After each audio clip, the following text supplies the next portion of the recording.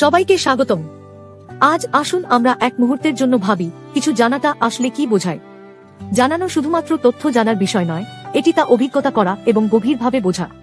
এই ধরনের জ্ঞান শুধুমাত্র বুদ্ধিবৃত্তিক নয়, এটি অভিজ্ঞতামূলক। হিব্রু ভাষায় এটি ইয়াদা নামে পরিচিত। রাহাব ঈশ্বর এবং তার আশ্চর্যজনক কাজগুলোর সম্পর্কে শুনেছিল।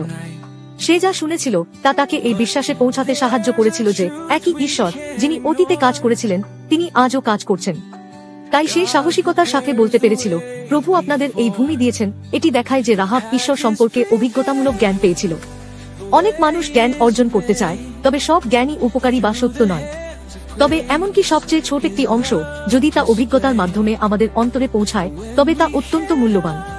এই অভিজ্ঞতামূলক জ্ঞান আমাদের ভালো ও খারাপের মধ্যে পার্থক্য করার ক্ষমতা দেয় এবং অন্যদের উপর ইতিবাচক প্রভাব ফেলতে সাহায্য করে। এটি আমাদের স্পষ্টভাবে বুঝতে সাহায্য করে কোন পছন্দ এবং সিদ্ধান্তগুলি সঠিক।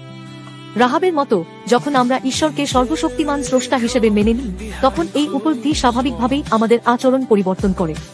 এটি আমাদের সংকটের মুখোমুখি হলেও সাহসিকতা এবং আত্মবিশ্বাসের সাথে কাজ করতে সাহায্য করে, ভয়কে পরাজিত না করে। এই আচরণগত পরিবর্তন অবশেষে নতুন চ্যালেঞ্জ এবং একটি রূপান্তরিত জীবনে নিয়ে আসে। স্রষ্টা ঈশ্বরকে সঠিকভাবে জানার একমাত্র উপায় হল যীশু খ্রিস্টের মাধ্যমে।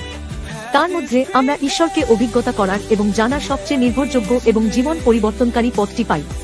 যখন আপনি যীশু খ্রিস্টের সাথে সাক্ষাৎ করেন, আপনি ঈশ্বরকে সঠিকভাবে জানবেন এবং এটি আপনার সিদ্ধান্ত, পছন্দ এবং জীবনের চ্যালেঞ্জগুলিতে অবিশ্বাস্য পরিবর্তন আনবে।